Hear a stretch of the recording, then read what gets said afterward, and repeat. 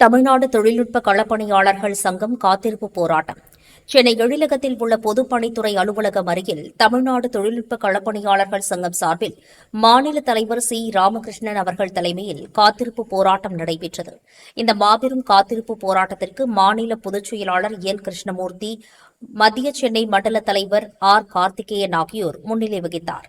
மேலும் அதனைத் தொடர்ந்து பேசிய தலைவர் சி ராமகிருஷ்ணன் அவர்கள் செய்தியாளர்களிடம் கூறுகையில், தமிழக முதல்வர் அவர்கள் தேர்தல் அறிக்கையின்படி 5 ஆண்டுகள் பொதுப்பணித்துறை மற்றும் நீர்வளத்துறையில் பணிபுரிந்த தற்காலிக பணியாளர்களுக்கு பணி வழங்கப்படும் என்ற கோரிக்கையை தற்போது நடைபெறுகின்ற சட்டமன்ற கூட்டத்தொடரில் அறிவிக்க வேண்டும்.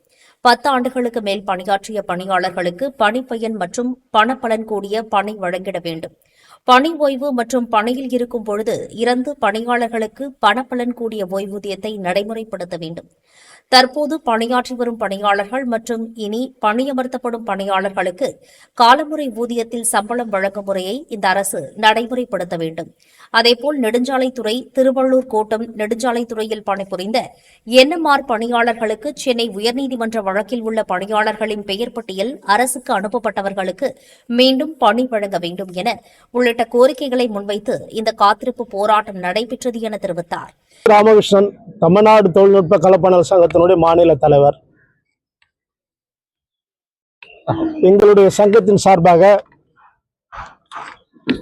பல ஆண்டுகளாக பொதுப்பணித்துறை, நீர்வளத்துறை பணிபுரியும் தினக்கூலி பணியாளர்களையும் அவர்களை 10 ஆண்டு பணி முடித்தவர்களை நிரந்தரம் செய்ய வேண்டும் என்ற நிரந்தர அரசாணையை ஏற்று அனைவரையும் நிரந்தரம் செய்ய வேண்டும். இது கொள்கை முடிவு.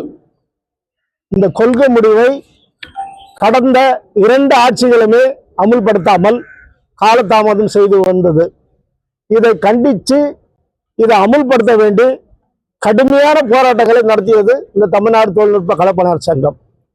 இதுக்கிடையில் நெடுஞ்சாலைத்துறை திருவள்ளூர் கோட்டத்தில் மட்டும் ஏற்கனவே பணி செய்தவர்கள், பல ஆண்டுகளாக பணி செய்தவர்களை திடீரென்று நிறுத்திவிட்டார்கள். அவர்களை வேலை கொடுக்க வேண்டும் என்று நீதிமன்றத்தில் வழக்கு தொடர்ந்து நீதிமன்றம் வழக்கும் தீர்ப்பு கொடுத்தது.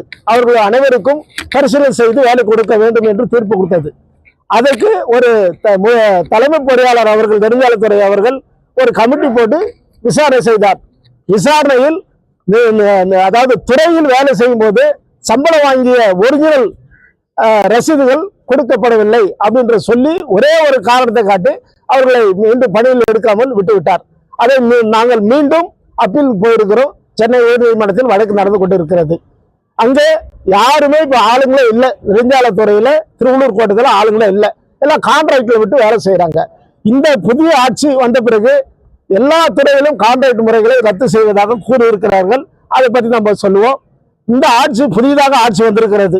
இந்த ஆட்சியை முறையே எங்கள் சங்கத்தின் சார்பிலாக சந்தித்து அவர்களுக்கு வாழ்த்து தெரிவித்தோம். எங்களுடைய கோரிக்கைகள் இந்த 3 துறை, நெடுஞ்சாலைத்துறை, பொதுப்பணித்துறை, நீர்வளத்துறையினுடைய கோரிக்கைகளை நாங்கள் கோரிக்கையாக வடிவமைச்சு அவர்களை நேரில் பார்த்து, அதாவது பொதுப்பணித்துறை அமைச்சர் ஆதவ் அர்ஜுன் அவர்களை நேரில் சந்தித்து மனு கொடுத்திருக்கிறோம். அதே மாதிரி புஷி ஆனந்த் அவர்களையும் நேரில் சந்தித்து, நீர்வளத்துறை அமைச்சர் நேரில் சந்தித்து மனு கொடுத்திருக்கிறோம். அவங்க பரிசீலனை செய்வதாக சொன்னார்கள். இதுல இன்னொரு வேடிக்கைன்னா, கடந்த 2 ஆட்சியுமே 10 ஆண்டு பணி முடிச்சவர்கள் நிரந்தரம் செய்வதாக இருந்தது. அதை கிட்டத்தட்ட 20 வருஷமா நிரந்தரம் செய்யப்படவில்லை. அப்ப இந்த ஆட்சி, புதிதாக வந்த ஆட்சி ஒரு படி மேல போயிட்டு 5 வருஷம் தினக்கூலியாக வேலை செஞ்சாலே அவர்கள் நிரந்தரம் செய்வதாக தேர்தல் அறிக்கையில வாக்குறுதி கொடுத்தது. அதன்படி 5 ஆண்டுகள் கணக்கில் எடுத்துக்கிட்டாக்கா ஏற்கனவே 3407 பேர் 213 ஜியோல தவறுதலாக போஸ்டிங் போட்டாங்க. ஏன்னா பொதுப்பணித்துறையில, நீர்வளத்துறையில் ஒன்லி டெக்னிக்கல் பர்சன் தான் வேலை செய்யறாங்க. எல்லாரும் பிஇ படிச்சவங்க, டிப்ளமோ படிச்சவங்க, ஐடிஐ படிச்சவங்க, காலேஜ் படிச்சவங்க, இவங்கெல்லாம் தான் வேலை செய்யறாங்க. இவங்களுக்கு அத்தனை பேருக்குமே 2019 233 அரசாணையில சூப்பர் அண்ட் ஸ்கேவஞ்சர் சொல்லி போஸ்டிங் போட்டாங்க. பிஇ படிச்சவங்க கூட. ஆனா இந்த போஸ்டிங் போட்டது காரணமே இதே பிஇ படிச்சவங்க தான். ஒரு கமிட்டி போட்டார். எடப்பாடி பழனிசாமி முதலமைச்சர் ஒரு கமிட்டி போட்டார். நம்ம சங்கத்தின் சார்பில் அவர் சந்தித்து மனு கொடுக்கும் போது ஒரு கமிட்டி போட்டார். அந்த சத்தியமூர்த்தின்ற ஒரு சி தான் அந்த கமிட்டியினுடைய தலைவர். அவரு மினிமம் சம்பளத்துல, ஒரு குறைஞ்சபட்ச சம்பளத்துல, அடிப்படை சம்பளம் பிளஸ் பேசிக் அதை போட்டு இந்த போஸ்டிங் போட்டார். அப்போ பிஇ படிச்சிருந்தாலும் அவர் சூப்பர் தான், ஐடிஐ படிச்சிருந்தாலும், டிப்ளமோ படிச்சிருந்தாலும், டிகிரி படிச்சிருந்தாலும் சூப்பர். இதை போட்டுட்டு இதை என்ன சொல்றாங்கன்னு சொன்னா, உங்களுக்கு போட்டாக்கா மற்ற எல்லா துறையும் கேட்கின்றது அப்போது இருந்த 2 ஆட்சியுமே சொல்லிட்டு இருந்தது. ஆனா இதுல நாங்க போராடி சலிக்கல, இன்னும் போராடிக்கிறோம். இப்போ வந்த ஆட்சி கூட இன்னைக்கு பட்ஜெட் கூட்டம் நடக்குது, அவங்க நினைவு கூறுகின்ற வகையில, அவங்க கவனத்துக்கு எடுத்து செல்கின்ற வகையில தான் நாங்க இந்த போராட்டமே நடத்தி இருக்கிறோம். இந்த போராட்டம் ஆரம்பம், இந்த ஆட்சிக்கு இது ஒரு ஆரம்ப கட்ட போராட்டம் தான்.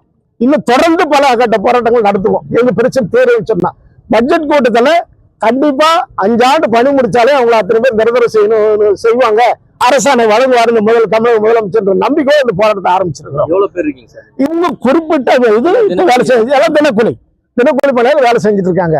இதுல விடுபட்டவங்க, ஏன்னா அவசரமா லிஸ்ட் எடுத்தாங்க, அப்ப விடுபட்டவங்களும் வேலை செஞ்சுட்டு இருக்காங்க. இப்போ நம்ம இந்த தமிழக அரசு 5 ஆண்டு சொன்னது கணக்கில் எடுத்துக்கிட்டாக்கா இன்னும் 1000 பேருக்கு மேல வருவாங்க. அரசுக்கு 4000 பேரோ 5000 பேரோ அப்பாயின் பண்றதுல அவங்களுக்கு பெரிய கஷ்டமே இல்லை. ஏன்னா பண்ணிருக்காங்க பல துறையில, இப்போ இந்த ஆட்சி வந்த பிறகு கூட பண்ணிருக்காங்க. அப்போ 4000 பேர் 5000 பேர் பண்றதுல ஒன்றும் பிரச்சனை இல்லை. ஏன்னா எல்லா எண்ணமாருமே அவங்க எப்போ டேட் ஆஃப் ஜாயினிங்கோ கம்ப்ளீஷன் ஆஃப் 5 இயர்ஸ், இப்போ இவங்களுடைய இதுல 5 வருஷம் எப்போ முடிக்கிறாங்களோ அதுல இருந்து வேலை செஞ்சா அவங்களுடைய சர்வீஸ் கிடைக்கும், மானிட்டரி பெனிஃபிட் கிடைக்கும் இல்லையா, எல்லா சலுகையும் அவங்களுக்கு கிடைச்சிடும், ரெட்ராஸ்ட் பெனிஃபிட் கிடைச்சிடும். அப்போ அவங்க அந்த 5 ஆண்டு பணி முடிச்சதுல இருந்தே அவங்களுக்கு நிர்ணயம் பண்ணலாம். அது மாதிரி பண்ணி அரசாணை வழங்குவாங்கன்னு சொல்லி நாங்கள் எதிர்பார்த்து தான் இந்த போராட்டத்தை அவங்க நினைவு கூறுகின்ற வகையில எல்லா சட்டமன்ற உறுப்பினருக்கும் இந்த நோட்டீஸ் கொடுத்துருக்குறோம், செஞ்சிருக்கிறோம். அதனால இதை ஒரு கவனத்தில் எடுத்துக்கிட்டு இந்த அரசாங்கம் 5 ஆண்டு, அதாவது எங்களுக்குள்ள, அதாவது இந்த தினக்கூலி பணியாளர்களுக்குள்ள ஏற்கனவே 10 வருஷம் முடிச்சவங்க இல்லை இப்போ 10 வருஷம் முடிச்சவங்க, ஏன்னா அரசாங்கம் 5 ஆண்டு வேலை செஞ்சாலும் நிரந்தரம் சொல்லியிருக்குது. அவங்கவுங்க சர்வீஸ் அவங்களுக்கு கிடைக்க போகுது. யார் எந்த வருஷம் 5 ஆண்டு பணி முடிச்சிருக்காங்களோ அவங்களுக்கு அந்த வருஷம் இருந்து ரெட்ராஸ்ட் பெனிஃபிட் மானிட்டரி பெனிஃபிட் கிடைக்க போகுது. அப்போ யாரும் ஒன்றும் பிரச்சனை இல்லை. ஆனா நம்ம இவங்களுக்குள்ள நான் முதல்ல முடிச்ச 5 வருஷம் இல்லை நான் முதல்ல 10 வருஷம் முடிச்சேன் எங்களுக்கு போடுங்க அப்படின்ற மாதிரி ஒரு பிரிவினையை தலைமை தாங்கிறதாக சொல்லிட்டு இருக்காங்க. தொழிலாளி யாருமே எல்லாருமே இன்னைக்கு இந்த போராட்டத்துக்கு வராதவங்க எல்லாம் எதிரானவங்க இல்லை.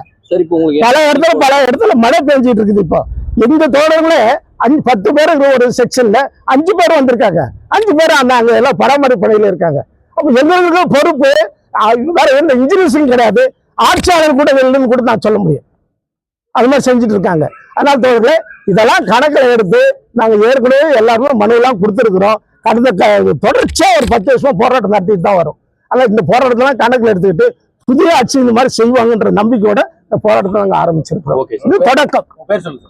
சி. ராமகிருஷ்ணன், தமிழ்நாடு தொழில்நுட்ப கலப்பணர் சங்கத்தோட மாநில தலைவர். இந்த காத்திருப்பு போராட்டத்தில் மாநில துணைத் தலைவர்கள், மாநில துணை செயலாளர்கள், சென்னை மற்றும் தமிழகத்தில் இருந்த நிர்வாகிகள் 1000க்கும் மேற்பட்டோர் கலந்து கொண்டு அரசுக்கு கோரிக்கைகளை முன்வைத்தனர்.